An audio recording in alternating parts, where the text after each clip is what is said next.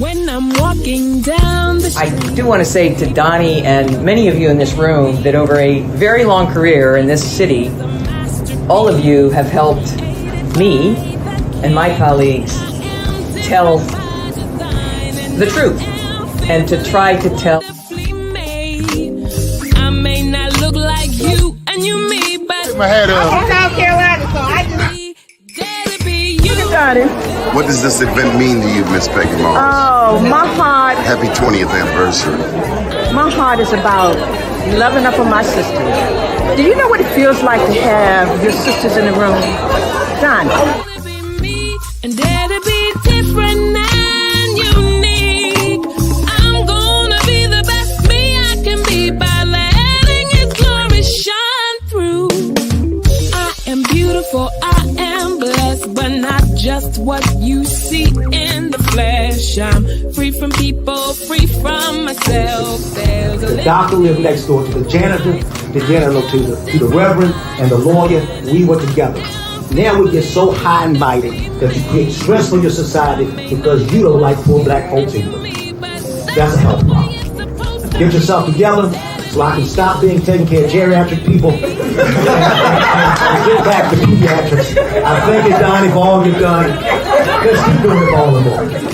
Letting His glory shine through. Dare to be you, dare to be me, dare to be different and unique. I'm gonna be the best me I can be by letting His glory shine through. And I dare you, I dare you, I dare you to be you. First name's Doni, last name's Glover, in it to win it for the long haul, baby. We apologize for the delay this morning. We were over at the White House hanging out. It was a Black History Month program, but we're back in stride. A lot of people do not know that Maryland, the state I was born in, the state in which Harriet Tubman was born in, the state in which Frederick Douglass was born in, has the highest rate of incarceration in the United States. A lot of people also don't know that America incarcerates almost as many inmates as a country 5 times its size, and I do mean China. They have 1.3 billion people. The United States has roughly 400 million. We have as many inmates as one of the world's largest nations. America has 5% of the world's population, but we have 25% of the world's inmates. And starring in this movie are Black men, roughly 35 to 40% of the prison population, and Black women, the fastest growing demographic. Having grown up in the city of Baltimore, last fact, I can tell you that too many Black men have done time in prison. I thank God by the grace and mercy of God, that prison is not my story, but I can never ignore the fact that too many of my brothers and sisters do have a prison story. We have with us today, she's a straight bully, but I love her. We met her in New York City, thanks to Mr. Victor Pate. If you've followed our Black Wall Street Awards, where we celebrate Black entrepreneurs and professionals, as well as the people who support them, regardless of race, Natasha White is one of our champions and one of her big things is solitary confinement. And I must thank her. I must thank Mr. Victor Pate for bringing to my attention the deadliness of solitary confinement. Natasha, good morning. How are you? Good morning. I am extremely busy today. It's a lot going on. I have legislation both in Maryland and Virginia at the moment. Today in Virginia, we are in the Appropriations Committee. It's been boom, boom, boom, all month long. But I'm here. It was very important to you that we bring in Olinda Moyd. And when I read her bio, I was simply blown away at a person, and I can't wait to find out what we don't know or the backstory, but a person who has been fighting for us, particularly when we get behind the walls. How did you meet Olinda Moyd?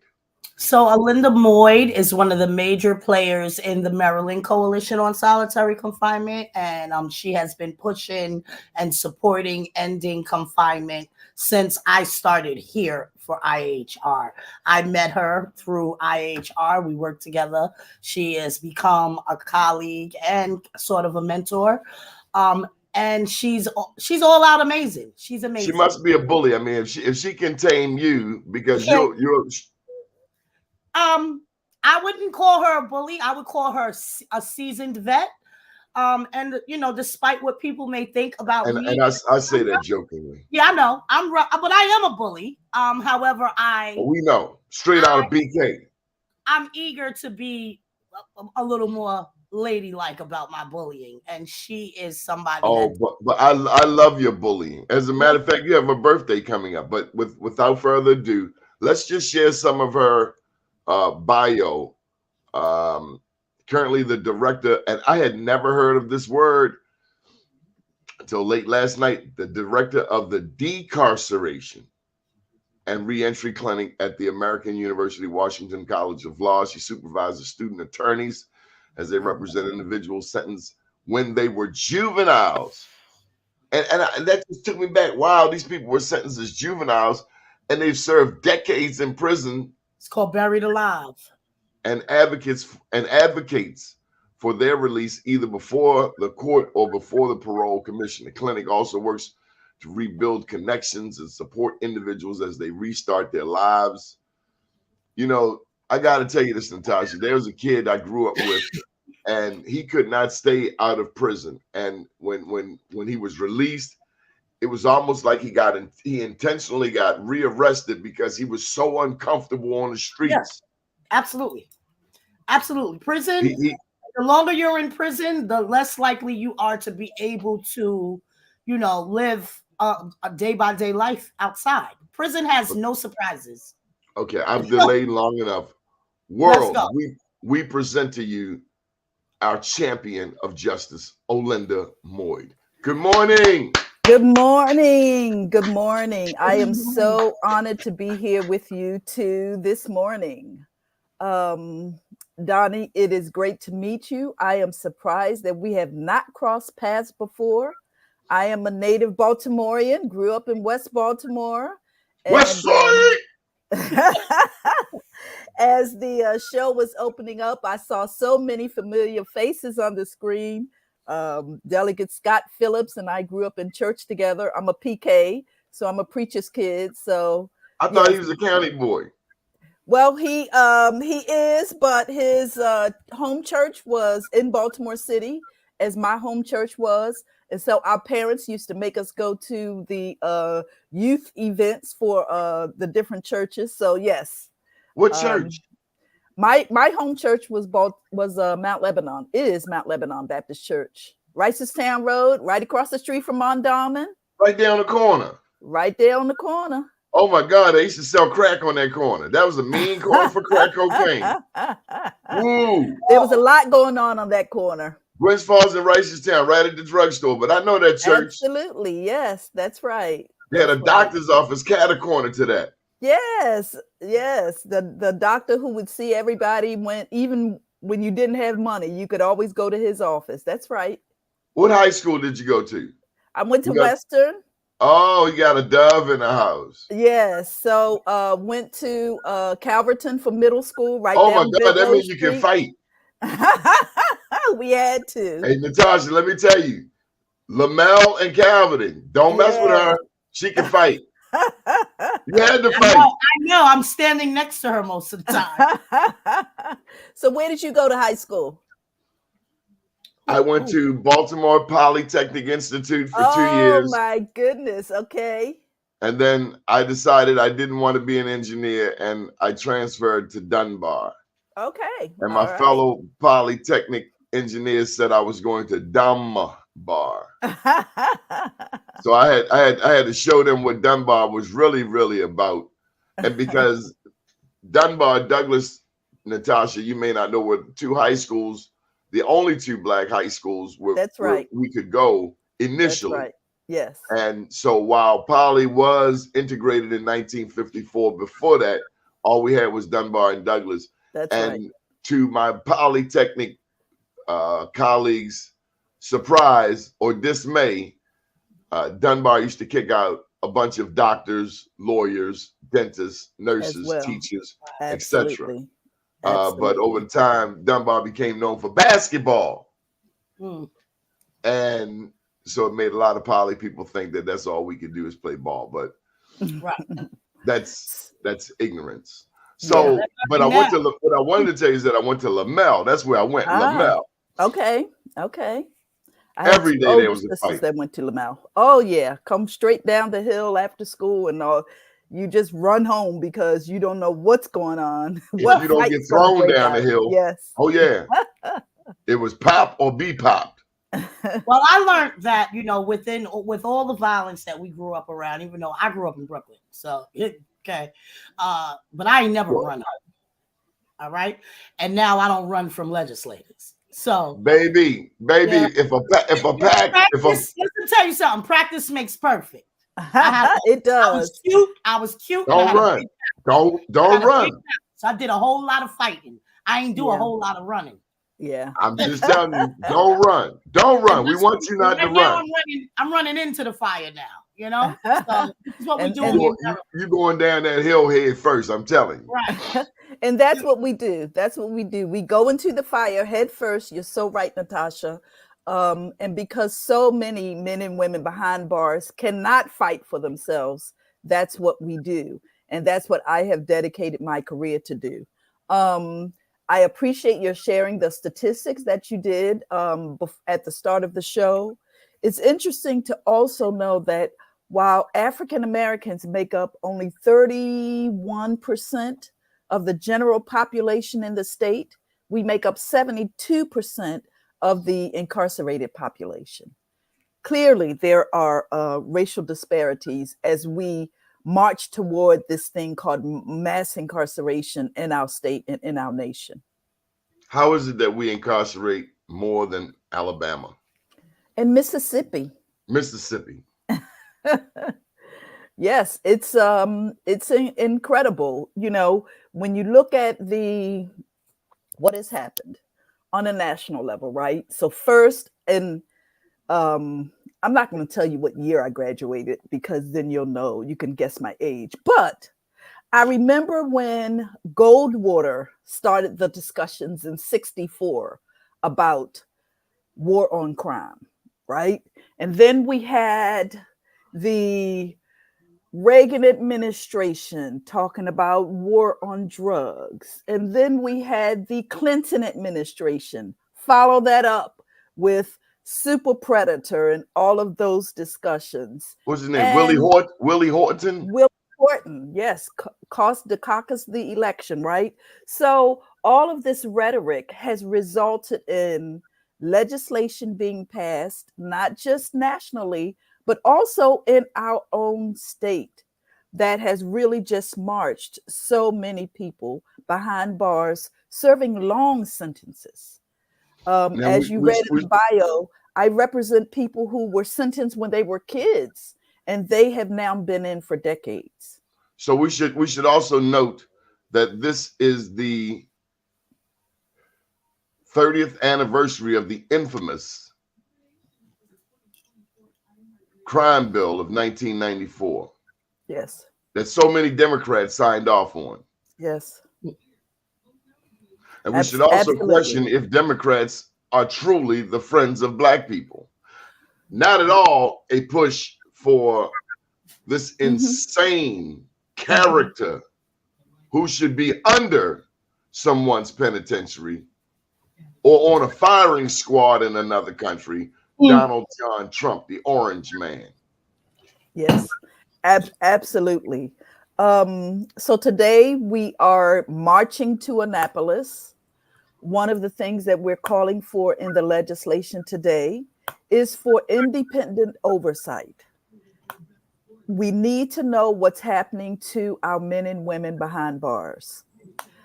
I know that most people in the general public, it's kind of like out of sight, out of mind, right? So you don't Till they see come them home. until they come home. And 95% will come home. And Olinda, I was just sharing with someone just yesterday, and this is a trained counselor who did not know that Baltimore is a bastion of pedophilia, which can be easily associated with having the highest rate of incarceration in the nation in the Black community. Well, so most of the folks many of the folks who are serving these long sentences are folks, many of them are not sex offenders or people who are incarcerated for a sex-related offense. But again, because of the draconian, excessive sentences that have been just doled out like you're giving out candy decades ago, they still sit in prison. It's a population that's getting older. It's a population that's getting sicker. The use of solitary confinement is the way that the officials handle problem people. So if you're outspoken, if you have a mental illness, if you just for whatever reason, you can be thrown into solitary confinement for decades. And I'll let Natasha pick that up. Yeah, I wanted to address the sex offense issue. You will find that everywhere, sex offenders get the least amount of time.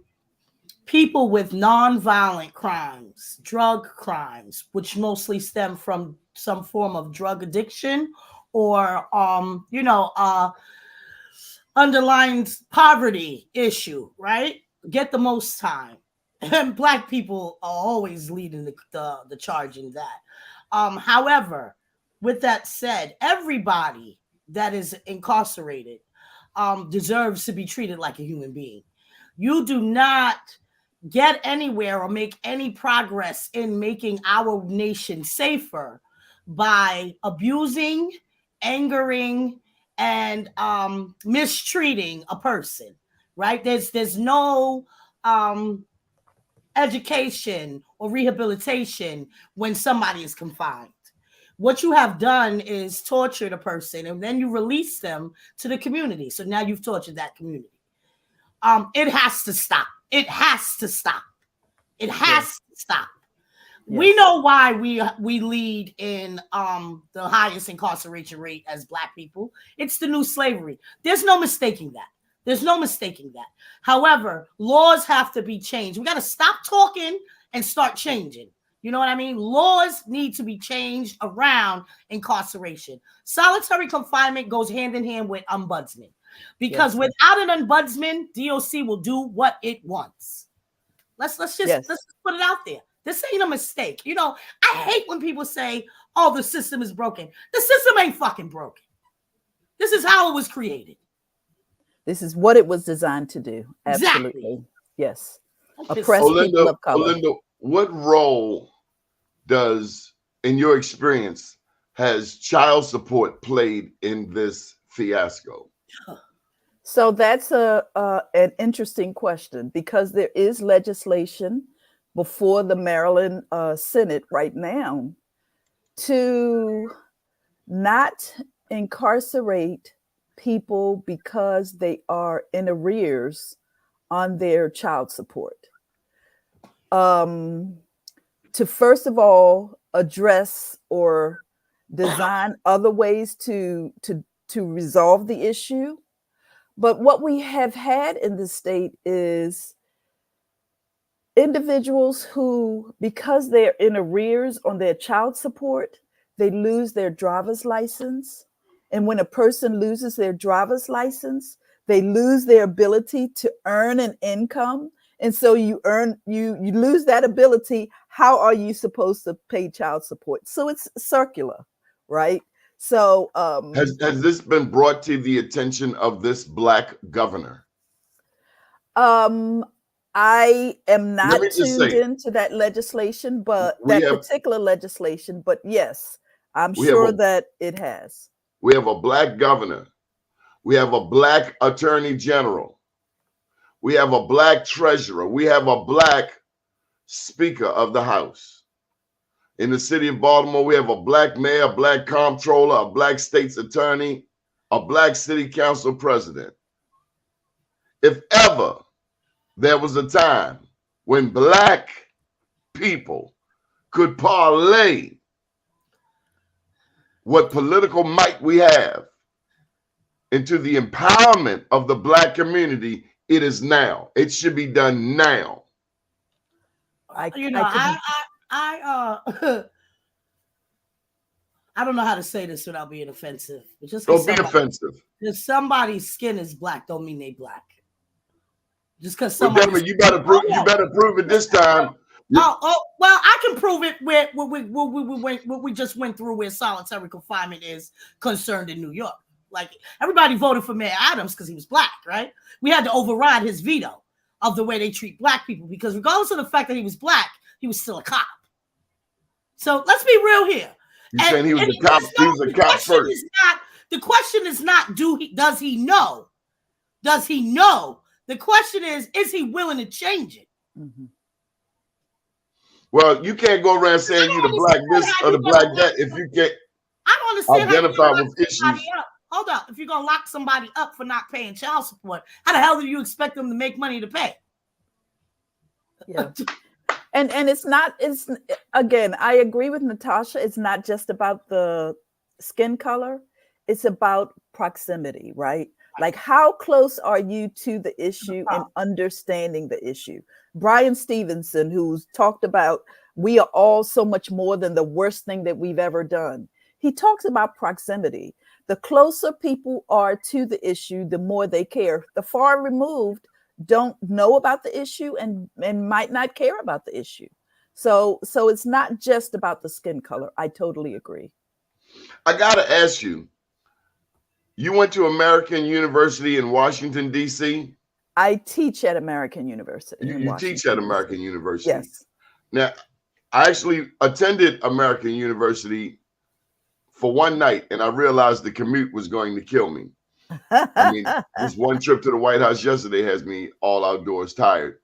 But I'm trying to gather how the two of those go in the same sentence, decarceration and American University, simply because when I did go to American University, I mean, it didn't look like Morehouse. It didn't look like Morgan. It was fairly white. And it still is. And it still is. So just giving a little bit more of my background, I was a public defender in DC for 30 years. And then I decided seen it all. My God. Then I decided to retire, quote unquote. And the minute that I retired, I was asked You don't to look teach. like you can retire. I was asked to teach at Howard University. I taught at the law school for 2 years, taught the reentry clinic, and then I was asked to teach at the American University. So I've been there for 2.5 years now. When I was asked to teach at the law school, the clinic was called the reentry clinic. It did the same work that we're doing now, which is to represent folks who've been in for decades and then make sure that upon release, they are connected with services. And so I changed the name of the clinic to the Decarceration and Reentry Clinic because it's more representative of the full scope of the work we do. Decarcerate. We work to get people out of prison. Did you create that word? I did not create that word. I must admit. I borrowed it from somewhere else. But I'm going to use it from here on out. Well, and you should, because the message should be we all should focus on at least be knowledgeable about decarceration. So we have marched so many people into prison at rapid speed, right? People going into prison, 2.3 million people. In the state of Maryland right now, we have 15,452 people in our state institutions.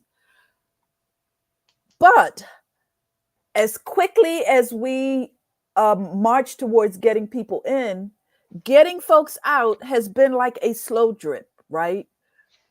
Maybe you get out because you're over 60, and dying. Maybe you get out if you have a debilitating medical issue. Maybe you get out if your legislation was passed recently, the Juvenile Restoration Act for folks who've been in for more than 20 years. So the mechanisms to get folks out of prison is much slower than the way that we marched people into prison. Natasha, come on back in. You gotta unmute yourself.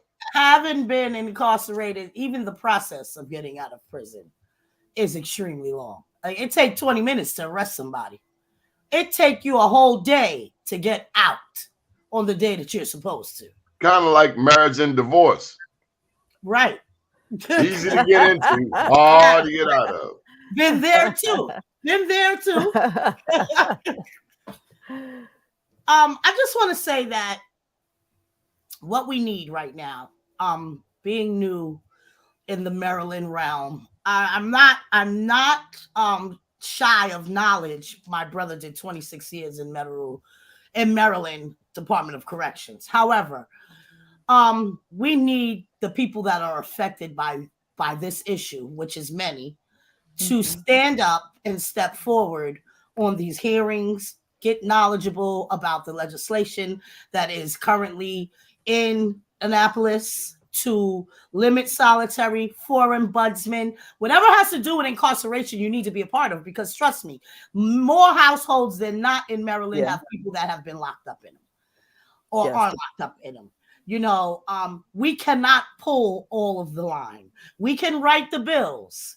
We can get the legislators, but the voices need to come from you. Yes. Well, let me share this with you. I live in 21217 here in Sandtown.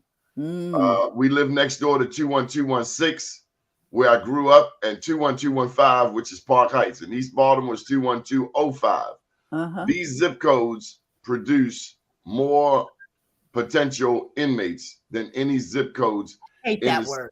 I do too. Okay. Incarcerated individual. Inmate is like, listen, inmate is the DOC's equivalent to nigger. You understand?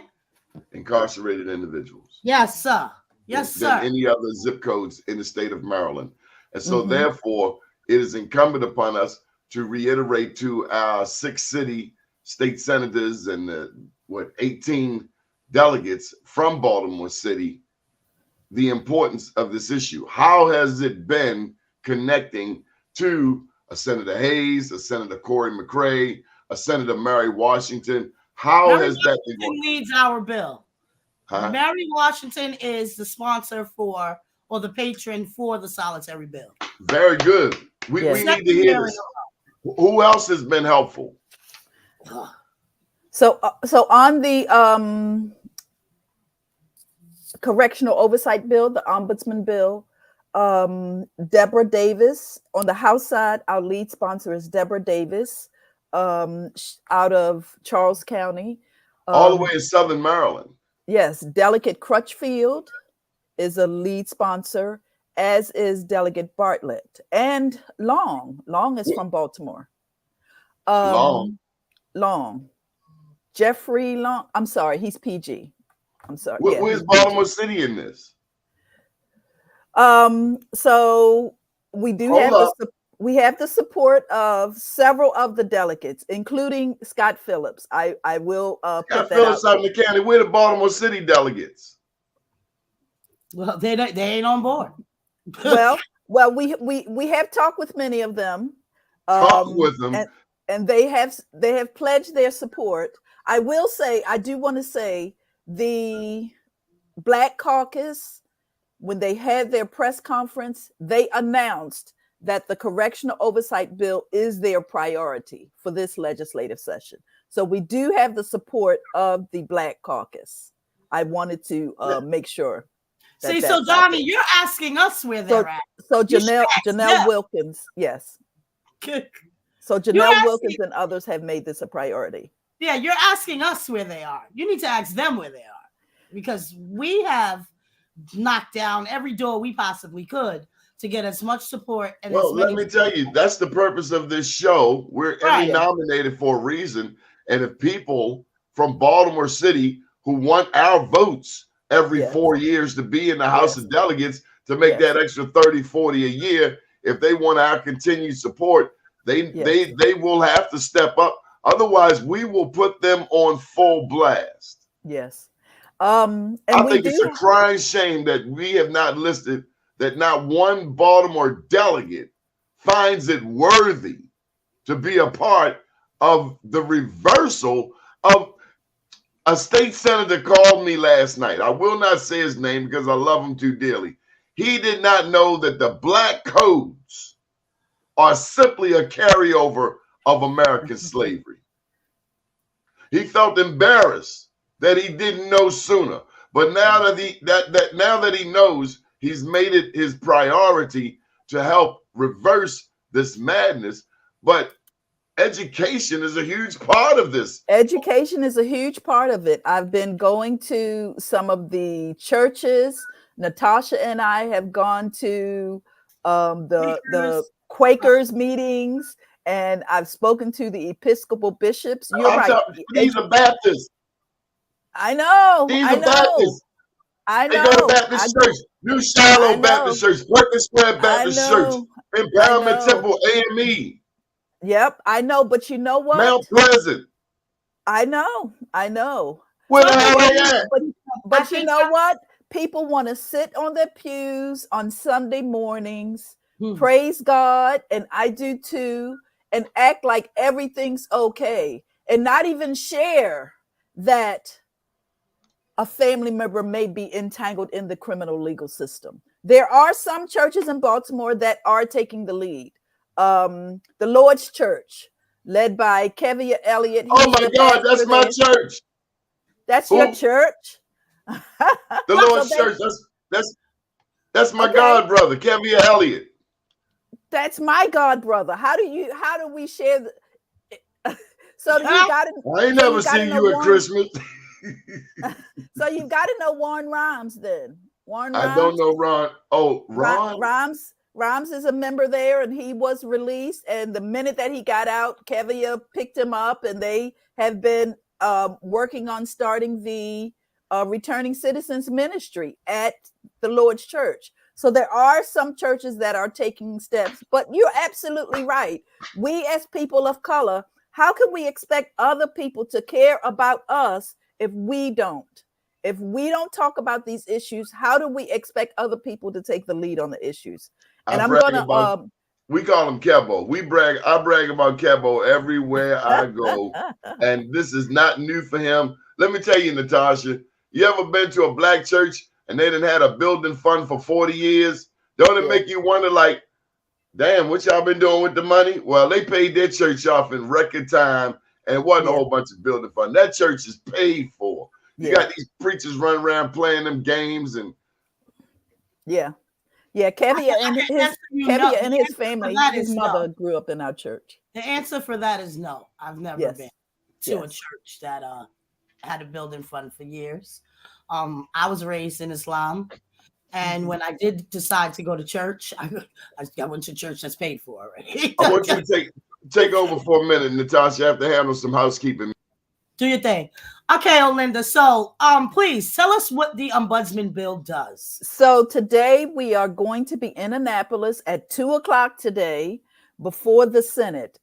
Senate Bill 0134 is the bill calling for correctional oversight. Again, we have to get into these institutions so that we can know what's happening with men and women behind bars. The bill calls for the creation of an independent oversight office. This oversight office would be designated to conduct inspections of the facilities, to investigate complaints that come from not just the men and women on the inside, but also from family members, from staff that works in the institutions, from volunteers that go in and out of the institutions on a regular basis. So everyone would be able to file complaints with the ombuds office. And they would then be charged with resolving those complaints, and the complaints that cannot be resolved, they will be referred to the authorities. One of the things that's unique about this bill, because there are ombudsmen's offices created in several states. So right now we have 20 states and federal legislation being passed, creating an ombudsman's office. But one thing that's unique about our bill is it specifically states that the ombuds office would be able to go in unannounced, because we know what happens when the corrections officials know that you're coming. They dress up the plays, they put on their best members from the population, but you don't get to see what is really happening. And we need to change that.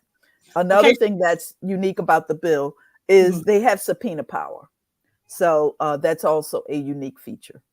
Okay, so you hear this, Baltimore, 2 p.m. today, Annapolis. Is there public testimony being allowed? Public testimony is limited.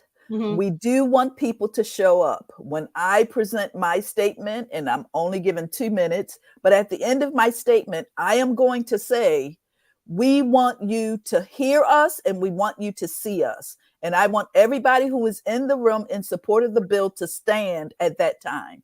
And so they will see that we have the support of an entire community. So if you are watching this show and most likely directly impacted or just care about the well-being of your communities, of the people that are incarcerated from your communities, then this is the action you need to take. You need to make yourself available. Go to Annapolis. Get in touch with either myself or Miss Olinda Moyd if you want to be a part of this movement. We need you in order to create change. We cannot keep complaining about how people are treated if we are not willing to stand up for them. This is important. 2 p.m. SB 0134.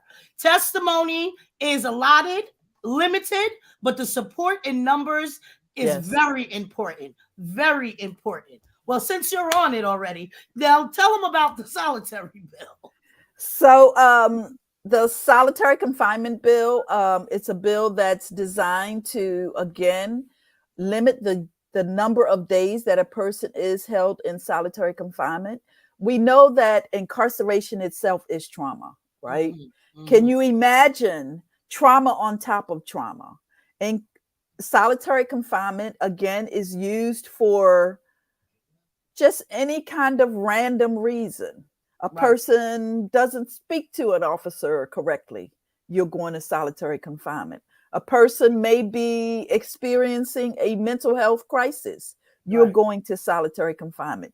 You know firsthand that it is overused in our correctional systems. Absolutely. Like the ombudsman bill, this solitary confinement movement is in 22 states and federal. I am the representative for 2 of those states, Virginia and Maryland. For more information and the facts on solitary confinement, you can go to the Unlock the Box website tracker, where you can see what every state is doing. There has been over 700 bills introduced into legislation within the last few years, trying to get humane treatment for people incarcerated. Just like with the ombudsman bill, it goes hand in hand. You can't really have a solitary bill without an ombudsman bill. But the same way we need numbers and we need people in the community standing up for the ombudsman bill, we need them for solitary. You know, the bottom line is the inhumane treatment is exactly what it is. And you cannot say that you are a person of good faith and good character if you don't care about these issues. People think that incarceration is a jail issue. That is a people issue. 95% of people in prison get out of prison. 95% of people in prison will be somebody's neighbor. People don't come home from prison and disappear. We are allotted back into the community to work hand in hand with you all. Me serving 15 years in prison and 4 years in solitary confinement can definitely prove to the fact that it fucks you up. Yeah.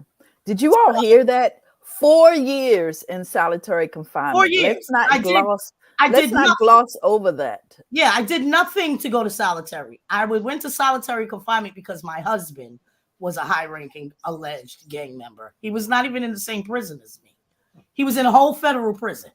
But the warden decided that she was going to lock me behind a door and keep me there until I got out of that jail. I didn't see not one person unless they were.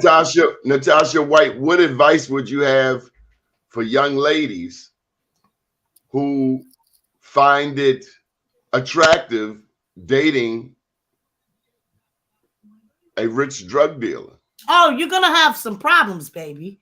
You're going to have some problems, especially if either he's going to get killed in the street and you're going to become a victim of that, or he's going to go to jail and you're going to become a victim of that. Nobody goes unscathed. Nobody goes unscathed. And I wouldn't just say attracted to being drug dealers. Anybody that gets the Department of Corrections gets a hold on your man, honey, you better be ready for the ride. And if you want some protection for your family, because us as women, we tend to hold it down, right? Be smart about what you consider holding it down.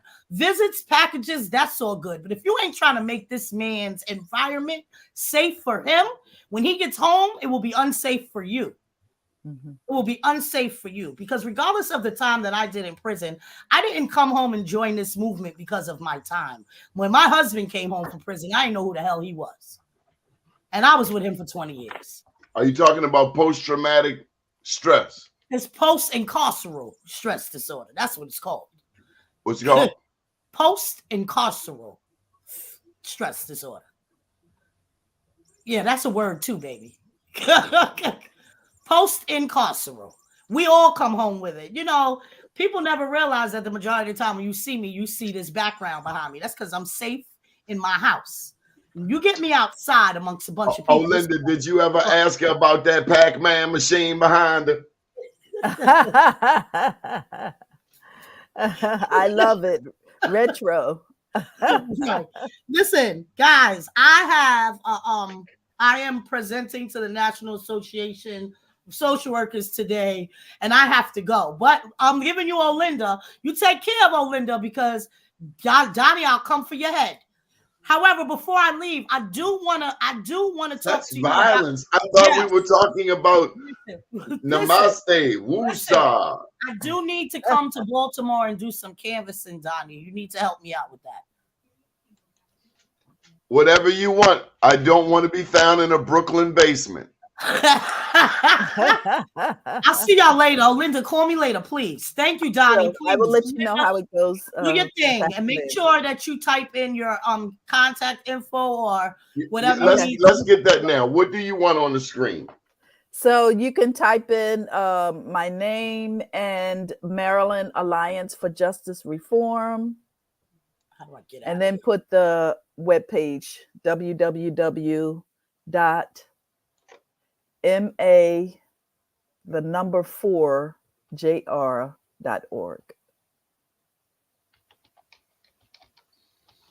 So let's just get this first one up. Is this the website?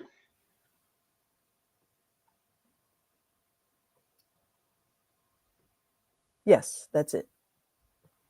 Absolutely. And what is this website? The Maryland Alliance for Justice Reform. So that's the organization that I volunteer with, that does most of the lobbying work that we do.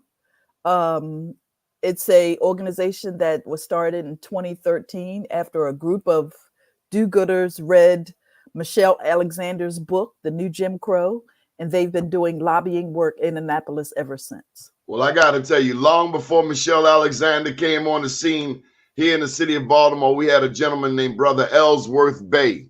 Oh, I remember Ellsworth. And sadly, tragically, Brother Ellsworth Bay was beaten to death in a nursing home. Yep. I didn't know that, but I know that He had Oh, and they passed just sentenced the woman. I away. think they gave her Yeah. like 4 years, I which remember is Ellsworth Bay.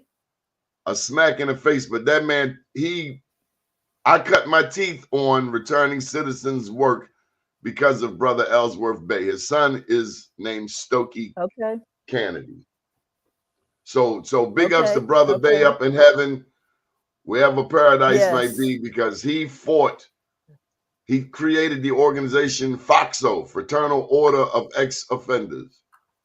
I met him way back in 1999. Oh, it started off with a fight, because that's them Baltimore people. They're going to try you. Out the gate, somebody going to pop you. You got to fight. But Brother Bay was a gladiator for our people, just like you, a champion for justice. As was Marshall Conway, Eddie Marshall Conway, yes. Yes, with the classic black, what was his Real News Network when he came out after serving time. I wrote a letter for him to come home, and his young lady friend and I, we used to work together. So before he came home, I was a part of his journey home. Michael Austin, he did 27 years. Yes. For a crime he didn't commit, and countless others. One gentleman, Leslie Vass, I think he did about 40 years. Yeah. Yep. So yes, we've been traveling in the same circles. Okay, so we got that website up now. Let's get the email address up that you wanted to get up. So it's www. No, your email address. Oh, my email is moydlaw at Yahoo. MOYDLAW. At yahoo.com. That's how folks can reach me. Wow. So you know Bishop Elliott, you know Kebo. I do. If we had more preachers like that, I mean, I've watched him grow. Let me tell you, we used to have a prayer corner up in Park Heights, Buford and Garrison. They sold more dope up there than anywhere in Park Heights. And we prayed the dope away. We went to that corner every morning at 7 o'clock. It was a sister named Rebecca, and she had a cousin, and I don't want to mess up her cousin's name, but we show up on that corner every day at 7 a.m. I come from Sandtown all the way up there, and at the time I was just overcoming dope and crack my damn self. But we go to that corner every day, and we prayed the dope away. Wow. And Kebo was right there, and he would be coming from Owens Mills, right there to that corner of Buford and Garrison, and it's gone. I mean, it was a vicious dope corner. We praying on one corner, they slinging dope on the other. And it's also a reminder, but the lesson I was getting to is that Muslims would come through. And I guess these would be from the Nation of Islam. And at the time, Kebo he didn't believe that we could pray together. But he has since evolved and understands that if that's what got that man to God, who am I to, you know, at least that's my perception of it. Sure. And so because it's just one God, it's one creator. Yeah. And certainly there are central themes that run through most religions anyway. So and the Jews, the Christians, and the Muslims all got the same Abraham that's in their story. Yes. So we're not gonna get caught up in because religion I found has more politics than politics. Oh my goodness. I'm a PK, so let me tell you, I've got a lot of politics. I didn't know this. I'm working on my master's degree because I need to talk to you, Olinda Moyd. I'm working on my master's degree at Morgan, finishing up in journalism. And I didn't realize how many politics are in academia. Yes. But you've got you've got some great folks at Morgan who, it's political as many things are. But you've got a great history of journalists and writers coming out of Morgan State. We got too many of us who have it and say, I got mine and you got yours to get. That's true too. Too many of them. Yes. Any final thoughts, Olinda Moyd? Same thing in the legal field. Yes, final thoughts. People ask me, why are you so passionate about this issue? I think they're asking the wrong question. I think the question should be, why do so many others not speak up about this issue? Why aren't you more passionate about it? It's because people don't know. Out of sight, out of mind. Even though they may know somebody in the system, they may have a family member who's in the system, or a cousin who was in the system, it's out of sight, out of mind. We have to bring these issues to the forefront because every day men and women are living in these traumatic environments. And again, we can't expect other people to care more about us than we care about us. And when we look at demographics of people in our state prison, it's us. Let me just ask you, what impact, what role, what level of influence does today's music have on mass incarceration? So I think that our music today is. I mean, you from the Marvin Gaye generation, Al Green, love music. I am right, but I do think that the music today is more vocal about incarceration, and sometimes, yes, it glorifies incarceration, but I think that it does speak to some of the injustices that we also see in the rates of incarceration and the reasons why people are incarcerated. And I don't think we saw that in some of our older generation music. Well, let me take it a step further. What role would you say social media plays in today's mass incarceration? I'm seeing women butt naked on social media without a problem. I mean, who needs Playboy and Penthouse? All you got to do is cut on Facebook. Yeah, that's somebody's grandmother. Yeah, that's a whole separate issue. But I do think that I mean, it's like we've become animals. Well, and then we wonder where the kids get it from. Yeah. Well, and then we had the case recently where yesterday where a mother was convicted of the shootings that were committed by her son. And there is a parental responsibility. So we can't just as parents say, okay, you're on your own. I don't know what you're doing with this gaming. I don't know who you're talking to on social media. I think the parents do bear some responsibility. To say the least. I mean, this lady was on television saying that the school system, it's the school system's fault that a 10-year-old cannot read. Yeah. And that's I don't think that's how it should be. I mean, we cannot entrust our kids to the education system or other systems to do what parents need to do.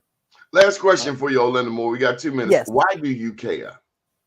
Why do I care? Because I have to care. Because there are so many men and women behind bars who have so much to contribute to our society, to our communities, to my neighborhoods. A friend of mine wrote a book called How Can You Defend Those People? And in the book, she talks about, people asking the question, how can you represent those people? How can you defend those people? And again, I think that we cannot live in a society where we become a part of making people who are a part of the criminal legal system like second-class citizens. So even after you've done your time, you've been rehabilitated, you come out and you're relegated to second-class citizenship because you carry the ex-offender mark for the rest of your life. Scarlett, if we're going to incarcerate so many people, we're incarcerating potential lawyers, doctors, judges, writers, journalists. I've met some of the most amazing people that I know behind bars. Olinda Moyd, we thank you so much for joining us. May the good Lord continue to bless you. Don't let this be the last time we see each other. You're welcome. As a matter of fact, you should have a show on this network. Let's talk about it. We're always trying to recruit talent, and I will be harassing you for some mentorship through this master's capstone process. But we are so All right. proud to meet you, and just the very fact that you know Bishop Elliott just warms my soul. Thank you so much for having me. And everybody come out to Annapolis, 2:00 today. I will certainly pass on information when it's going to be heard. The bill is going to be heard on the House side. And Where at 2 p.m.? The Senate East Miller office building. It's the Senate building in Annapolis, and we will be in room 2 at 2:00 today. Who will be presiding? The Will Smith, who is the chair of the Judicial Proceedings Committee, he will be presiding. The Attorney General himself, Attorney General Brown, is coming to speak in support of my bill. So I'm very excited about that. We are so proud of Anthony Brown. Go, Anthony Brown. Yes, yes. So again, we hope that everybody will join us today at 2:00. Thank you. Good deal. Up to day, down tomorrow. Do your day and everything will follow. Nothing to it but to do it. I got to do it regardless of how I feel. That comes from Baltimore City Jail. People don't know that. I am somebody. I am my brother's keeper. And to that very special someone, good morning, world.